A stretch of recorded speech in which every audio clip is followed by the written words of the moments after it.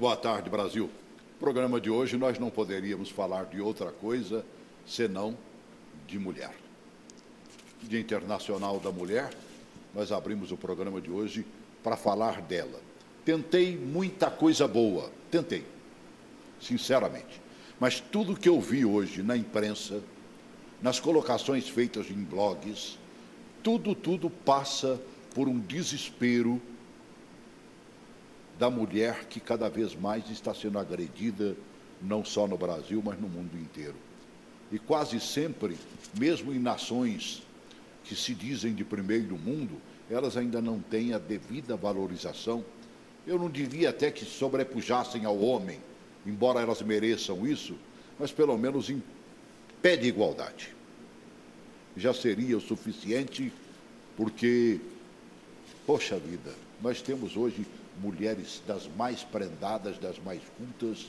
Se você olhar, por exemplo, os cursos de graduação, principalmente, você pega a nossa UNB, pega o nosso UniCeub, onde uma das minhas convidadas passou por ali, né? E elas são maioria, buscando o amplo conhecimento, sabe? E nós deveríamos falar desta mulher, que será, com certeza, sabe, o estímulo de um Brasil maior, né? O estímulo de uma vida melhor para todos nós, porque uma coisa você não pode tirar da mulher, ela será sempre aquela dona do lar, é mãe, e só ela tem, né, só ela consegue fazer isso, gerar um filho. E ultimamente não está precisando nem de homem para isso. Essa é a verdade. E nós vamos tratar deste assunto. Já estou com duas convidadas aqui, esperando uma terceira. Vamos apresentar aqui a Regina Lacerda, pedagoga formada pelo nosso UniCeub. Eu sou do tempo do CEUB ainda, viu, Regina? Isso, eu também. Né? Não consigo falar UniCeub.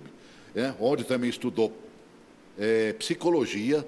Ela é teóloga, graduada na Faculdade Teológica Batista de Brasília, e é uma empresária do ramo de seguros, diretora executiva da Rainha Corretora de Seguros, e ainda é escritora e musicista. Seja bem-vindo, obrigado por atender o nosso convite mais uma vez, Regina. Muito obrigada, Celso. Muito obrigada, uma alegria estar aqui no seu programa. Como é que você consegue fazer tudo isso e continuar inteirinha? E isso é uma característica que é um privilégio das mulheres. Viu, Celso? Fazer tudo ao mesmo tempo. E bem feito, né? E bem feito. Meu Deus do céu. Estou recebendo aqui também, nos novos estúdios da Gênesis, ela já esteve comigo, mas lá nos áureos tempos, né, do subsolo da Sara Nossa Terra, ali no setor sudoeste. Vem aqui hoje a Fernanda Zago. A Fernanda é formada em Sistema de Informação, ela é uma servidora do Superior Tribunal de Justiça, o STJ. Ela é uma tetraplégica desde os 16 anos de idade. A Fernanda não esmoreceu.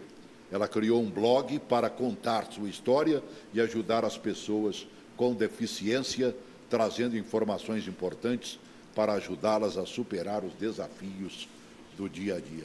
Bom te rever, Fernanda. Eu que agradeço mais uma vez o convite. É um prazer estar aqui nesse programa tão bem apresentado por você e nesse dia tão especial, que foi melhor ainda, que é o nosso dia, o Dia das Mulheres, né? Se as coisas são tanto quanto mais fáceis para as mulheres que estão, vou usar um termo esdrúxulo, em pé, para uma cadeirante como você? As barreiras aumentam, né? Eu acho que quando eu tinha 16 anos, se eu falasse assim, Fernanda, você vai ficar numa cadeira de rodas, eu ia falar, não, eu não consigo não. Mas Deus dá providência, Deus ajuda, capacita os escolhidos, né? E graças a Deus Ele sempre me deu muita força, eu sempre tive minha família muito ao meu lado, então eu consegui seguir em frente, mas não é fácil, a gente tem que passar por vários obstáculos. Não é fácil, né? Você, para chegar dentro desse estudo, nós tivemos que dar uma volta imensa. Ainda bem que tinha uma rampa, ainda bem que tinham duas portas amplas para você entrar e tudo mais, mas nem todo lugar é assim, né, Fernanda? Não, está melhorando muito. Brasília é a capital, devia ser modelo, mas você anda no centro, falta muito acessibilidade, já está melhorando. As pessoas já estão mais abertas a ver como que é preciso ter acessibilidade, mas falta muito ainda, mas está melhor. Bem, o 8 de março, como nos dissemos, Dia Internacional da Mulher. Por quê este 8 de março? Temos um vídeo aí que vai falar as razões e porquês disso ter acontecido. Você vai ter que ler um pouquinho na telinha, mas vale a pena. Coloque aí esse vídeo, por favor. Enquanto isso, a gente prepara para uma terceira convidada que está chegando. Coloque o vídeo.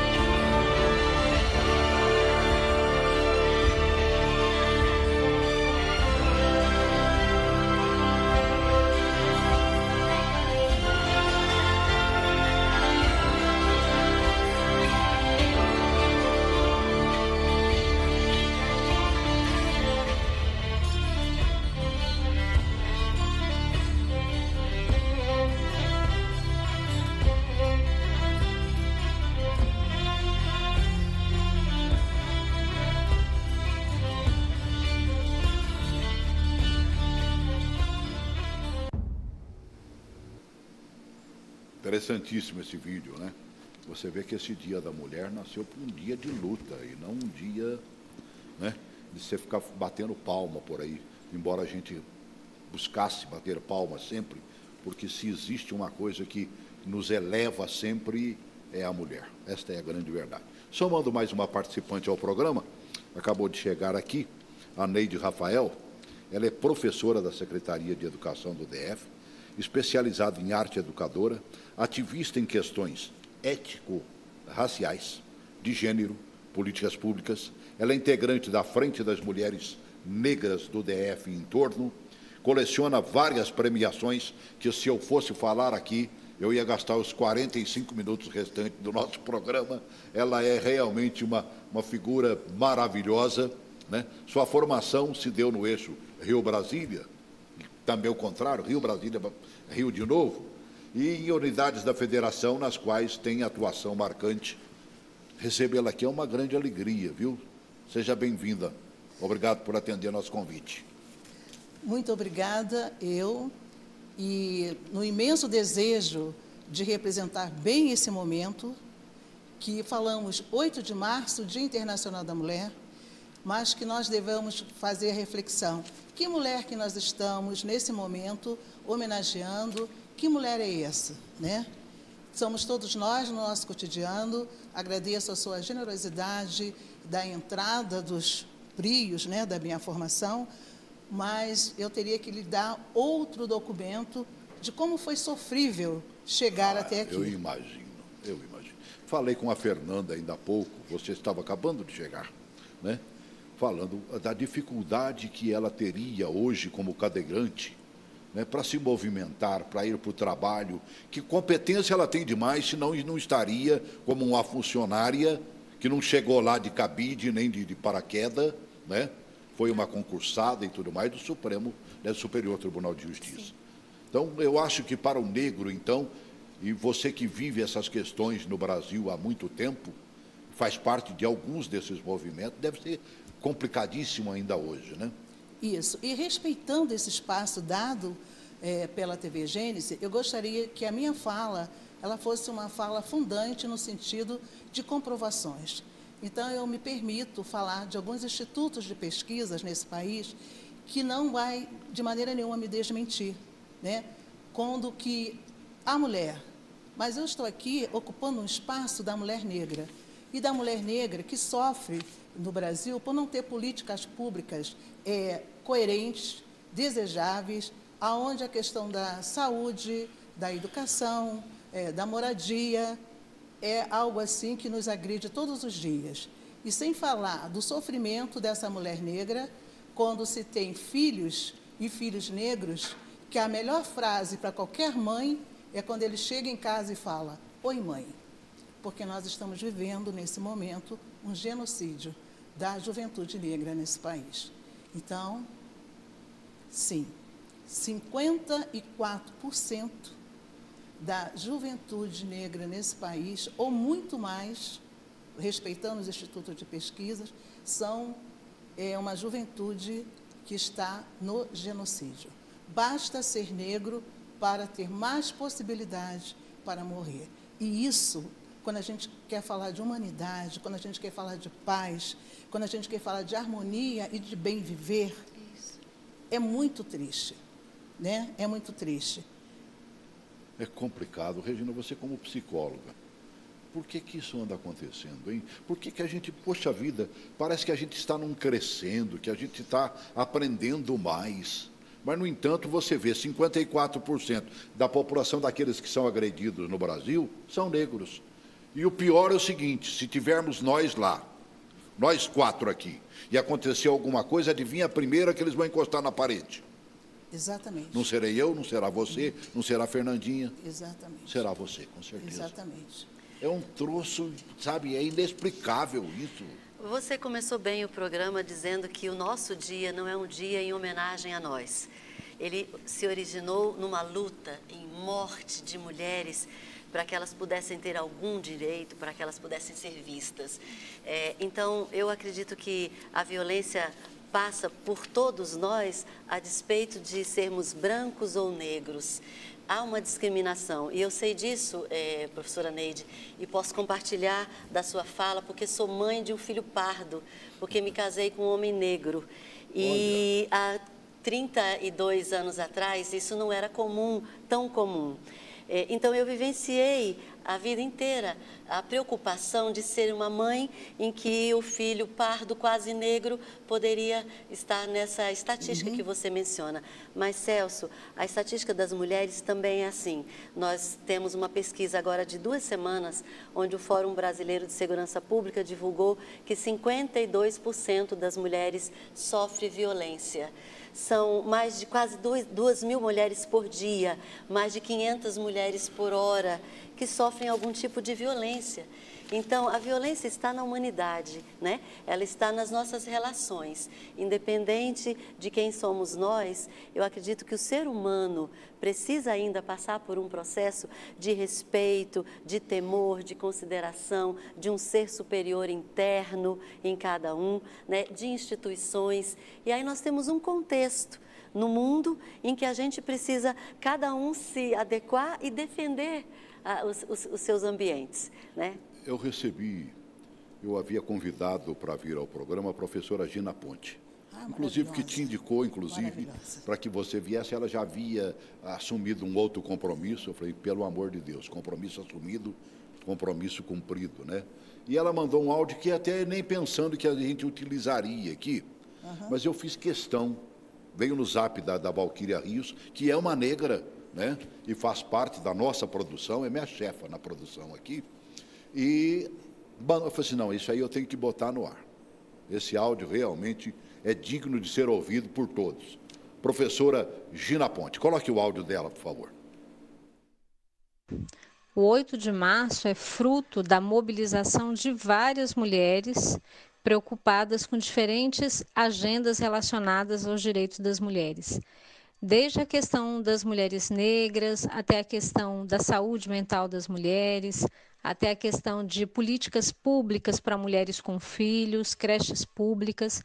Então, o 8 de março, o 8M, né, ele congrega, ele reúne mulheres lutando por direitos de mulheres, porque uma das coisas que a gente precisa fazer no dia 8 de março é transcender essa lógica de que é um dia de comemorar o Dia das Mulheres. Mais do que um dia de comemoração, é um dia de luta, porque a gente já avançou em várias agendas, mas o aumento cada vez mais crescente de violência contra as mulheres é um sinal de que a luta precisa continuar, porque as mulheres continuam sendo violadas em seus direitos. E é também um momento de marcar uma posição política, quando a gente percebe que se anuncia uma série de retrocessos em relação às lutas históricas que nós travamos em favor dos direitos das mulheres. Isso aí, professora Gina é a embaixadora do Prêmio Ibero-Americano de Educação em Direitos Humanos, sobre o 8 de março. Né? Uma pena que ela não pudesse estar conosco aqui. A gente está falando de certas dificuldades, já falamos da sua, mas você tem buscado uma maneira. Você tem um blog, você faz colocações ali, eu te acompanho. As demais pessoas que, como você, enfrentam a luta do dia a dia, sendo portadora de deficiência, está mais fácil hoje ou cada vez mais complicado? Principalmente para uma mulher.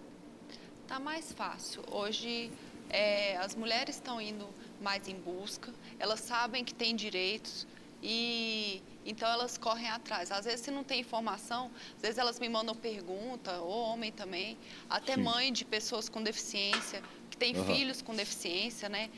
Se não sabe, elas me mandam perguntas, mas hoje as pessoas estão indo atrás dos seus direitos, sabe que é difícil, mas elas estão indo atrás para poder garantir o estudo, a educação, a saúde, porque sabe que é um direito dela, do filho, e minhas colegas cadeirantes, todas, maioria tem profissão, ou é esportista, todas estão no mercado, nenhuma está em casa triste, chorando. É muito bom ver isso, sabe? É uma vitória muito grande, que é muito diferente. Pode enfrentar uma luta, mas a gente vence, né? É verdade. Eu estava ouvindo, por exemplo, a Regina falando do filho dela, que é pardo, né? Ela se casou com um negro. Eu imagino, né? Se esse filhão está com 30, né? Parece, 30. Né? Naquele tempo atrás, casar-se com um negro não devia ser fácil, não. Era motivo dos olhares de todo mundo e possivelmente de recriminações, como disse a nossa amiga ali. Meu Deus do céu. E esse filhão hoje está lá em Milão, fazendo o quê? Um doutorado, se não me engano. O Vitor está em Milão, faz mestrado em engenharia química.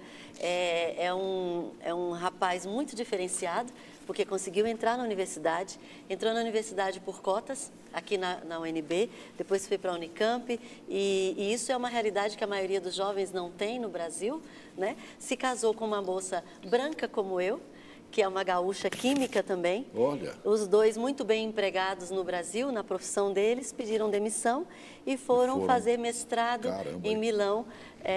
E é um motivo de orgulho para a gente. Nossa, para todos nós.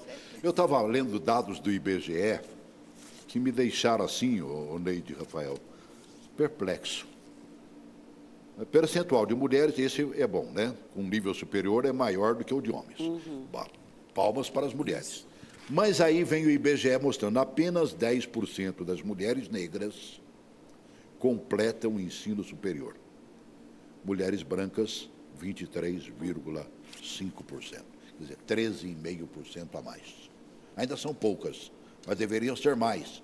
Agora, por que a mulher negra fica na retaguarda nessas questões? Historicamente, o Brasil nunca deu acesso às mulheres negras, eu diria, à população negra, dificultando em todos os sentidos. Quer dizer, a mulher, ancestralmente falando, principalmente a mulher negra, ela é geradora de um eixo fantástico que se chama família. E a família, realmente, por mais que ela seja configurada de forma diferenciada, a mulher negra ela tem um papel fundante. A mulher negra conseguiu e consegue nesse país, com todo o desrespeito das políticas públicas, porque essa questão ela advém de uma boa política pública dentro da educação para garantia dessa mulher negra ter acesso a todos os níveis de educação. E no Brasil, a educação ela sempre foi negada aos negros. Imagina as mulheres negras, porque somente no final do século XIX, se eu não estiver até falando um dado muito correto, eu diria início do século XX, a população negra ela teve os primeiros acessos para a escola. E uma escola que não a abraçava e não a abraça. Quando eu ouço aqui que um jovem brasileiro, e aí eu me permito, com todo respeito, dizer a senhora, com privilégios, porque ele teve uma estruturação familiar, mesmo sendo cotista, ele representa nesse momento um percentual de um jovem negro no Brasil estudando fora desse país. E hoje, quando se fala de cotas nesse país, ainda é um absurdo achar que é uma política desnecessária e uma política não garantida. E nós ficamos muito preocupantes. Imagina as mulheres, principalmente as mulheres negras, que sempre foi o eixo de sustentação para a mulher branca, porque ao sair para as suas tarefas sociais, a mulher branca, ela tem a garantia de sustentação para o feito da mulher negra. E como é que você explica, por exemplo, não vou falar a sua idade aqui, mas nós já somos chegadinhos. Olha! Né? E você com tanta formação. Olha, minha história é belíssima, me permita a falta de modéstia. Eu sou filha de uma lavadeira e de um funcionário público que antigamente se chamava de Banarné. Meu pai, ele começou rapidamente na construção do Ministério da Fazenda, e dessa construção da obra do Ministério da Fazenda, que é um motivo de orgulho quando eu vou ao Rio de Janeiro, eu vejo aquele prédio belíssimo, neoclássico, eu vejo aqui tem a mão do meu pai, tem a energia do meu pai.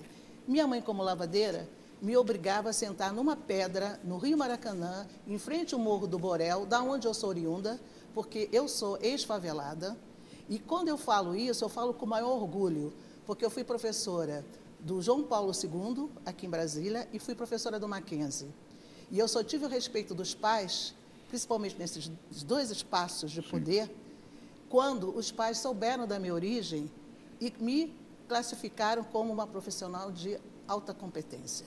E aí foi maravilhoso, porque ser uma ex-favelada, uma criança de favela, não comprova a minha incapacidade. Pelo contrário. O que comprova, né, a capacidade que o Brasil poderia assumir com toda a população brasileira são as oportunidades. Assim como as universidades assumem a oportunidade da política afirmativa de cotas. Eu tenho exemplos belíssimos que dariam outro programa para esse canal, sim, falando sobre esse assunto.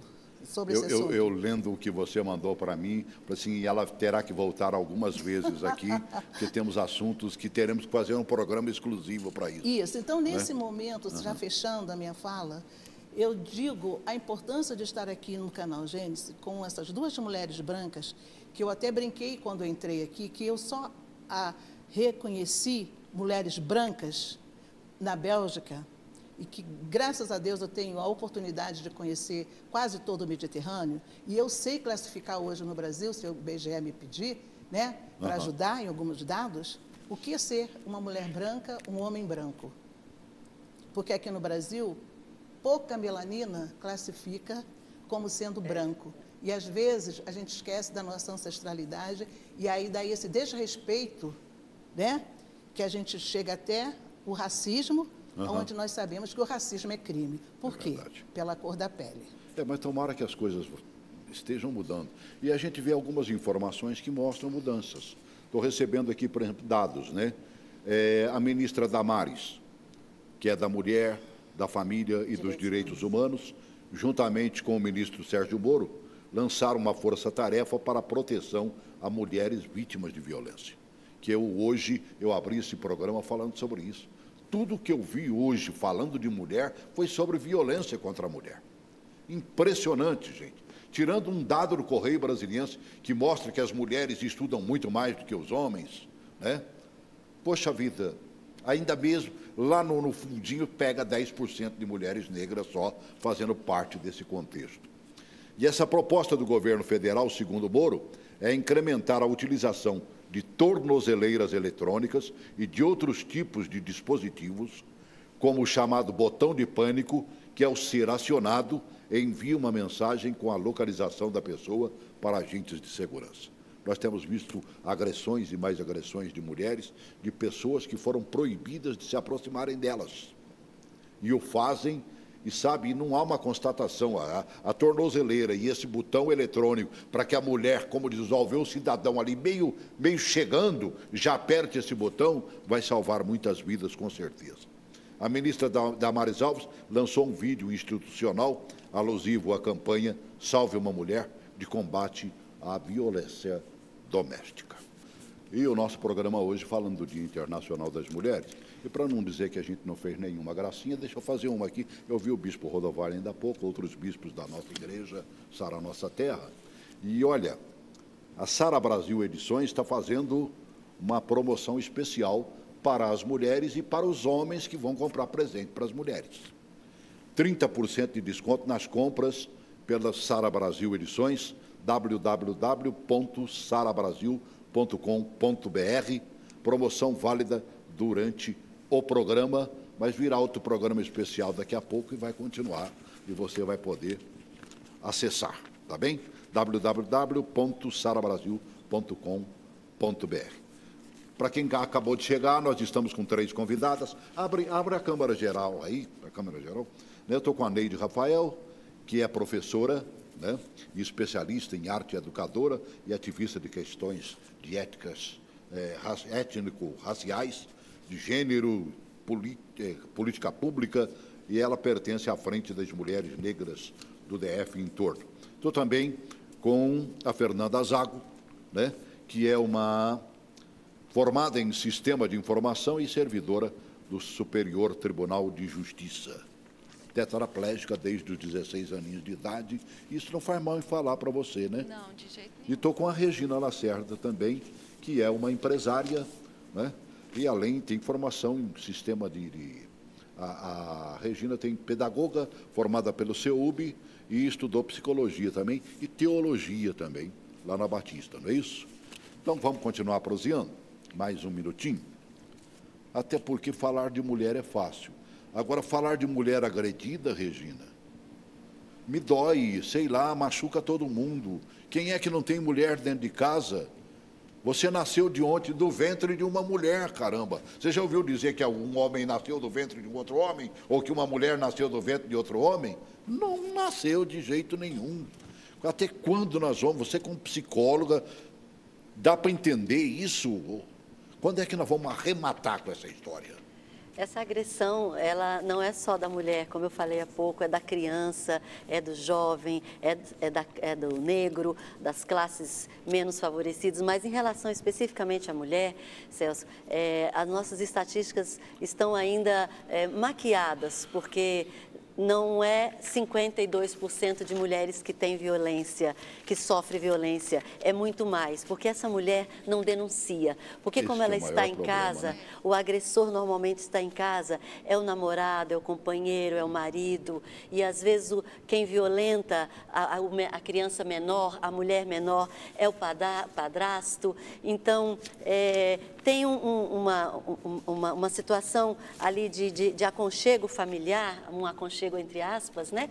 Onde a mulher fica ressentida de denunciar.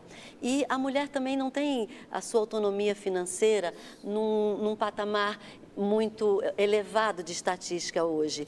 Ou seja, essa mulher não pode sair de casa porque ela não consegue se sustentar. E na medida em que ela não tem um suporte financeiro, ela tem que se subjugar, muitas vezes, a uma violência de um homem que a trata mal. E hoje a legislação já bastante avançada, eu diria, ela diz que a violência não é só bater, não é só a violência física, é a violência verbal, é a violência emocional, é quando o homem quer fazer a mulher crer que ela é burra, que ela é incapaz, que ela não serve para nada. E essa violência, ela está rodeando as mulheres de uma forma tão enlouquecida e inconsequente, que gera o feminicídio e gera uma autoestima baixa de uma mulher que acaba não saindo dessa situação de onde ela está. Você já passou por isso, Fernanda? De alguém tentar botar na sua cabeça que você e nada é a mesma coisa? Quer dizer, não tenta ir lá para o STJ, não. Não, o que é isso? Você vai estudar? Para quê? Teve muita gente que falava, concurso público é comprado, concurso público não dá certo, isso não existe, com lei das cotas, você não vai ser chamada não. Teve sim, tem muita gente, até da própria família, gente instruída, né? Você pensar que às vezes a pessoa não tem informação, mas de achar que não ia dar certo. Mas eu sempre acreditei, eu falei, eu vou fazer minha parte. E Deus também fez a dele e deu tudo certo. A gente tem que acreditar e seguir, que senão a gente não consegue. Mesmo, né? E o próprio exemplo hoje, que é uma cadeirante, né, que é a Maria da Penha, que fez a nossa lei tão importante, né? E ela conseguiu estar aí lutando por todas as mulheres até hoje e fez a lei tão importante. Eu acho que a gente tem muitas leis, agora tem a do feminicídio, né, que também veio em 2015 para nos ajudar, mas parece que os números só aumentam, né? Isso é que é agravante, que não triste, para mas de, é verdade. de crescer. A senhora, como professora, ainda está nativa, professora? Eu hoje sou aposentada e pego a educação como o fator mais importante para que nós possamos estabelecer e possivelmente diminuir esses índices. Por exemplo, o Brasil precisa assumir a sua responsabilidade com uma educação inclusiva, com uma educação étnico-racial, onde as relações de conhecimento têm que ser a partir da nossa origem, África, porque o Brasil tem muito medo de falar até essa palavra África, né? O Brasil, ele não se aceita como negro e o Brasil é negro. Onde você tem uma população de 54% de mulheres são negras, né?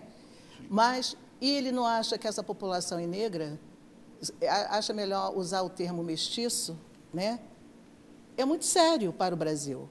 E eu fico muito preocupada hoje, porque no meu tempo de professora, nós assumíamos isso com uma total responsabilidade, tanto para a escola privada, quanto para a escola pública.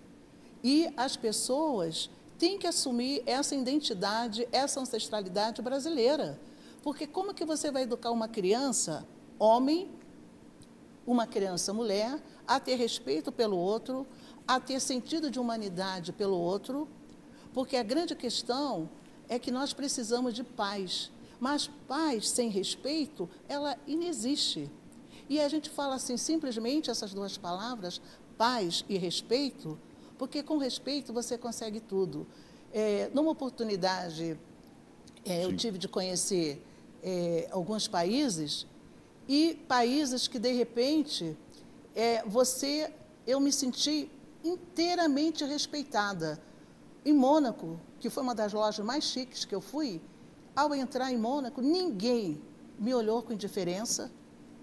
E porque lá, sabe qual é o conceito? Sim. Se você entra na loja, é porque você pode. É porque se não for fazer nada, não vai ficar aqui para ficar olhando só, né? Isso. E se você pode, você deve ser respeitado, porque isso aí é rendável, né? Tem Claro. essa questão. Já o Brasil, não. Os nossos filhos, nós não podemos ir ali a um simples shopping, porque existe todo um incômodo de uma segurança. Ontem mesmo, na rede social, o senhor vai ver agora, as senhoras vão ver, está sendo vinculado um vídeo onde uma mulher negra foi suspeita de ter roubado alguma coisa e foi horrível, sem ter nada dentro da bolsa dela, simplesmente porque era uma mulher negra. Isso é incompatível com o Brasil.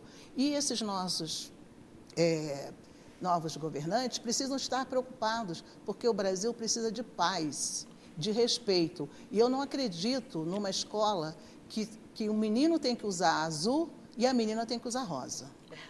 Isso não existe, porque o que existe hoje, desculpe o meu alongamento, né? Como dizem os meus filhos, eu tenho síndrome da palavra. O que existe hoje é esse tremendo desrespeito, onde um quantitativo enorme da população está nos manicômios, porque nós estamos perdendo, estamos ficando sem saúde mental. Como eu disse ainda há pouco, antes do intervalo, né, a ministra Damares, que é Ministério da Mulher, da Família e dos Direitos Humanos, ela lançou um vídeo institucional alusivo à campanha Salve uma Mulher, de combate à violência doméstica. Vamos colocar o vídeo aí para a gente ouvir. Somos o 5º país do mundo que mais mata mulheres. É uma tristeza falar sobre isso. A cada 11 minutos, uma mulher é estuprada no Brasil. E a cada 7, uma mulher sofre violência. Mas a mulher não sofre violência apenas em casa, não é só violência doméstica. A mulher no Brasil sofre violência no ônibus, no metrô, no avião. O que a gente está vendo no Brasil é um desrespeito à dignidade da mulher. Nós vamos precisar encarar esse tema de perto. Mas a gente tem uma grande legislação, nós temos uma lei maravilhosa, a Lei Maria da Penha, é uma das leis mais perfeitas de proteção à mulher no mundo. Outras nações vêm buscar muito a nossa legislação, conhecer a nossa legislação. O que nós precisamos fazer no Brasil?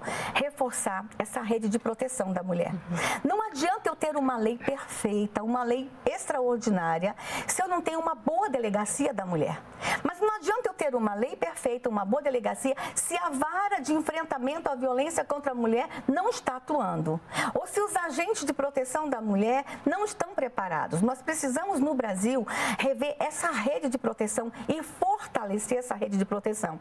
E o Ministério vem com esse olhar. Aonde nós estamos errando? Temos uma boa legislação.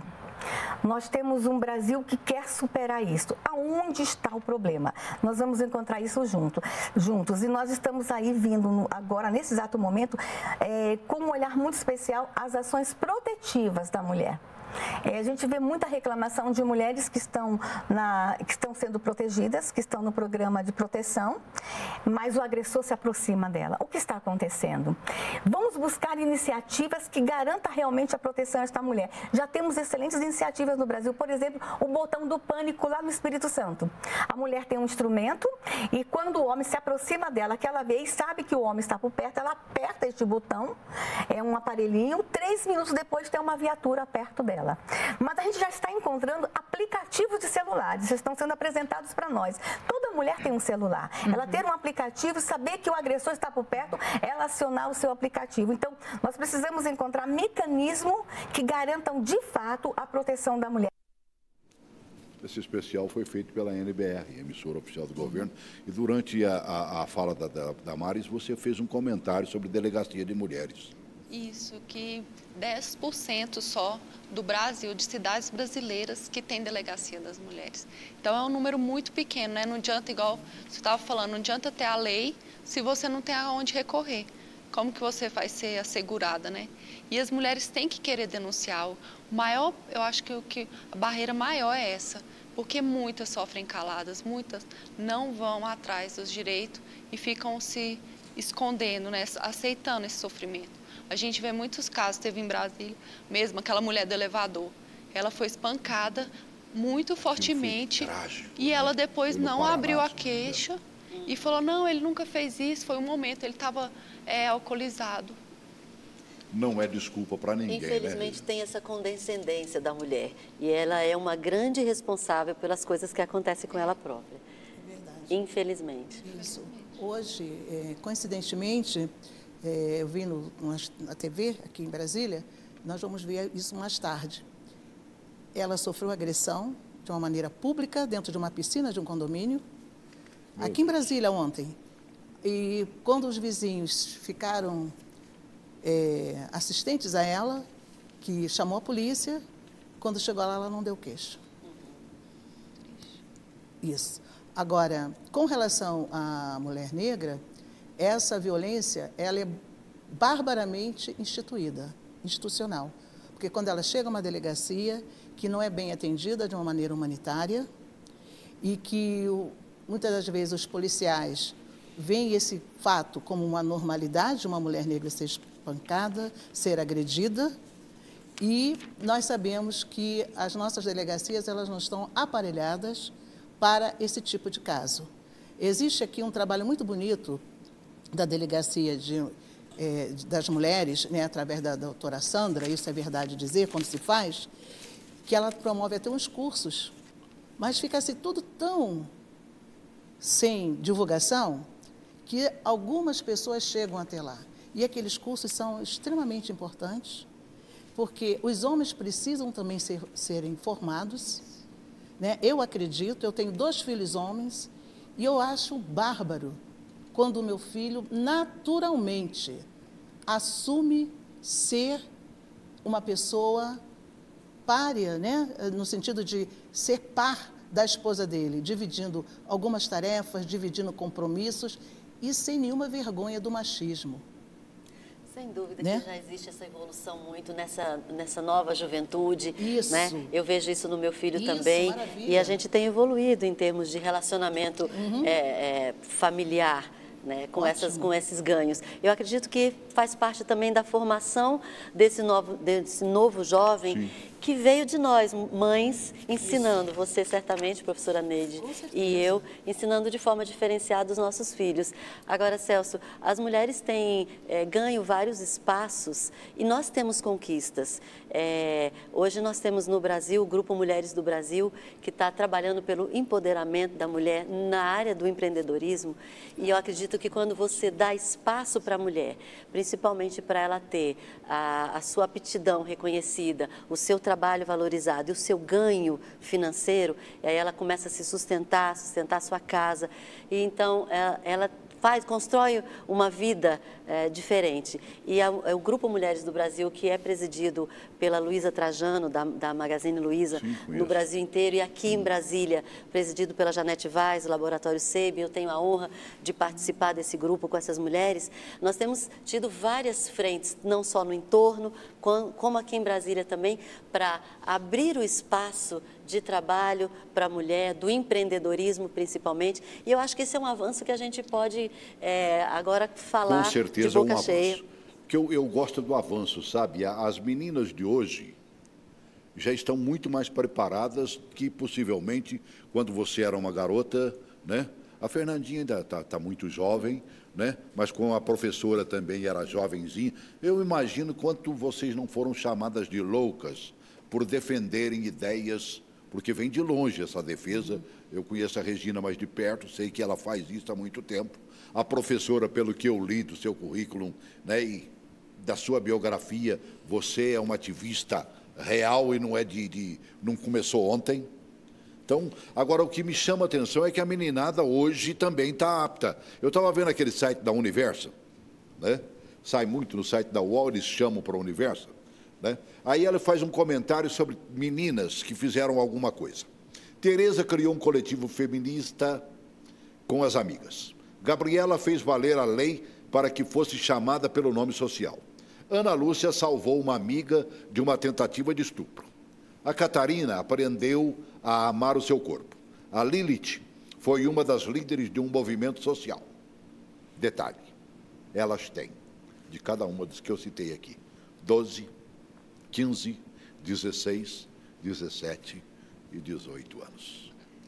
É importante dizer que hoje no Brasil renasce uma semente muito produtiva, que é o empreendedorismo negro. Sim. E esse empreendedorismo, ele traz um outro fator que nós sabemos que é o black money. Certo. Né? E o que acontece?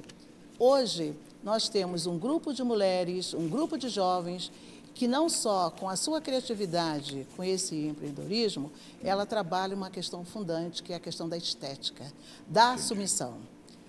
Ir à Universidade de Brasília, nos idos de 1960, quando aqui cheguei, era uma coisa. Em 1980, outra coisa. Mas ir hoje, em 2019, é outra coisa. Mas não é que contemple. Nós precisamos empretecer aquela universidade. Agora, haja visto que a estética da universidade, como exemplo, o UNB, mudou. E precisa mudar também esse país. Né? Com certeza. A esperança está nas mudanças políticas, né? Eu estava vendo, por exemplo, se a senhora me permite... Políticas públicas, perdão de interromper. O presidente da República passou a fazer um programa às 6h30 da tarde, disse que toda quinta-feira ele vai entrar no YouTube, né, e falar com a população brasileira dos assuntos pertinentes da época. E ele não se esqueceu que hoje seria o Dia da Mulher, né? Então, coloque o presidente aí, ele vai até falar assim, amanhã é o dia, é porque ele gravou isso ontem. Sim. E soltou no ar, né, 6h30 da tarde. Coloca aí, eu acho que vale a pena, é o Brasil ouvindo um presidente que ainda nem começou a governar ainda, tomara que a partir de agora, que, né, passou o carnaval, passou as festanças todas, a gente comece a ter realmente um governo para o nosso Brasil. Coloque, por favor. Dia Internacional da Mulher. E tem o nome da minha mãe, a senhora Olinda Voltúlio Bolsonaro, que está com 91 anos de idade, mora no Vado Ribeira. Eu quero mandar um abraço a todas as mulheres do Brasil por esse seu dia. Afinal de contas, estamos aqui por causa delas. Vocês são muitíssimo importantes em nossa vida. Mulher do Brasil, um beijo no coração de todos vocês. Que a gente atinja a idade da mamãe dele, né? Estamos caminhando para lá. Diga aí, interessante essa fala com 2 homens ao lado dele, né? General Heleno de um lado e o porta-voz da presidência da República do outro. Eu ressalto que hoje as mulheres já estão representadas em várias instituições do poder, ainda pouco representadas na política, como deputadas, como parlamentares, né? Mas já estamos representadas nas próprias Forças Armadas. Nós temos Você é presidente de um partido. Eu sou presidente do Podemos Mulher aqui no DF. Está vendo? É verdade. É representatividade da mulher. Mas é preciso mais mulheres, e essa fala, quando a gente ouve, nós estamos aqui por causa das mulheres, soa para nós bem, porque nós somos geradoras de vida, mas não soa tão bem, porque nós queremos que efetivamente possamos estar representadas nesse ambiente. Quase 1 minuto, por favor, e eu vou pegar mais 1 minuto do próximo programa. Eu confesso que o presidente atual, ele me assusta muito quando ele não respeita as políticas afirmativas que foram feitas e, principalmente, quando ele apresentou o ministério dele, que nós não víamos, nós mulheres, e em especial nós mulheres negras, representadas. E eu fico muito preocupada se as políticas serão a nosso favor. Está mais do que na hora, né? Já passou o carnaval? Sim. Então, que ele comece a nos provar, pelo menos respeitando o que já foi feito, para o avanço das nossas políticas públicas. A gente tem que agradecer a Deus de dar-nos a santa oportunidade de poder falar o que a senhora falou agora. E da gente comentar, por exemplo, se não der certo, a gente vai falar. É o papel da imprensa, e nós estamos aqui para isso. Ninguém nos cala, evidentemente. Agora, tomara que aconteça. E se não acontecer, vamos também, certo? E sintam-se em liberdade, inclusive, de usar o nosso espaço aqui para trazerem, as suas opiniões. Daí a responsabilidade de compor um ministério com pessoas competentes, com pessoas que conhecem o Brasil. Quer dizer, uma pessoa que nunca foi uma favela. Sim. Como que vai falar do não poder de uma criança, de um jovem, de uma jovem negra, podendo ir para a universidade, podendo ser o master desse país? Isso é muita falta de respeito. Que bom que a senhora tenha dito isso, e a gente está encerrando o programa exatamente com palavras de advertência e que movem a nossa esperança que ainda não morreu. De jeito nenhum. Certo? De jeito Quando nenhum. votamos no atual presidente da República e o elegemos num segundo turno, quando elegemos os nossos governadores, os nossos representantes de Câmara, Senado, Assembleias Legislativas, nós estávamos esperando por mudanças. Que elas aconteçam e aconteçam, sobretudo, na valorização da mulher. Te agradecendo, Fernanda. Obrigado por ter vindo. Obrigada a você pelo convite. Prazer estar aqui mais uma vez. Parabéns a todas as mulheres, desde as que lutam a vida toda, né? Desde da escravidão antigamente até hoje, e que a gente vai conseguir tudo que a gente quer, basta querer. Fernandinha vai casar no final do mês agora, né? Feliz casamento para você, viu? Que seja uma vida de progresso e que venham muitos filhos, viu? Amém. Tá bem? Um grande abraço. Estou vendo um noivão esperando por ela. Regina, obrigado por ter vindo, viu, querida? Celso, obrigada a você. Quero, em nome da minha mãe, Dona Vanise Lacerda, homenagear todas as mulheres do Brasil, ao seu público, que é enorme no Brasil inteiro, e dizer que nós estamos ainda em momentos tênues, mas de conquistas. Não desista do seu sonho, não desista da conquista, do trabalho, não desista da família.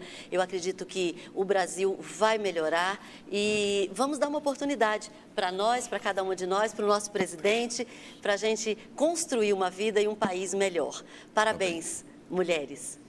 Diga, professora, rapidinho, por favor. Agradeço a minha avó, lavradora de terra, agradeço a minha mãe, lavadeira, e agradeço a mim mesma, professora, que hoje a professora tem uma filha nutricionista. Então, eu acredito no Brasil, acredito na luta e que o Brasil nos respeite, porque nós podemos, nós somos. Políticas públicas já respeitadas. Com certeza. E eu agradeço a Deus porque sou um homem de mulheres. Hoje estou feliz que tem 3 do meu lado aqui. Mas você tem 7, né? Mas 7? na minha casa, por exemplo, sou filho de uma mulher. Delícia. com 3 irmãs. Depois me casei, esposa, 2 filhas, uma neta, uma nora. E aí, como diz o outro, cada vez mais feliz por tê-las ao meu lado e agradeço a Deus por elas, né, desejando às mulheres do Brasil um dia maravilhoso, que eu gostaria de tê-lo feito aqui no programa, um dia de maravilhas. Lamentavelmente, falamos mais de problemas, mas que esses problemas tenham solução. Ainda há pouco disse da mudança que promovemos nesse país, politicamente falando. Se a gente não fizer uma diferença a partir de agora, jamais faremos depois no futuro. É hora de mudança, é hora de verdadeiramente colocarmos as coisas nos seus devidos lugares. Nem mais homem, nem mais mulher. Iguais. Aquela história de que atrás de um homem tem uma grande mulher, não, não. É ao lado de um homem sempre tem uma grande mulher. E igualmente você pode dizer à mulher que ao lado dela tem um grande homem. Sejamos todos iguais. E aí comemoraremos com certeza todos os dias 8 de março a partir de então. Nos proporcione isso, meu caro político. Poucas mulheres que se elegeram, nos propiciem isso. Por favor, lutem pela causa de vocês, das suas iguais. Está na hora de mudar. Ou mudamos, ou mudamos. Será assim. Grande abraço. Obrigado. Gente, eu que agradeço. Desculpa. Parabéns.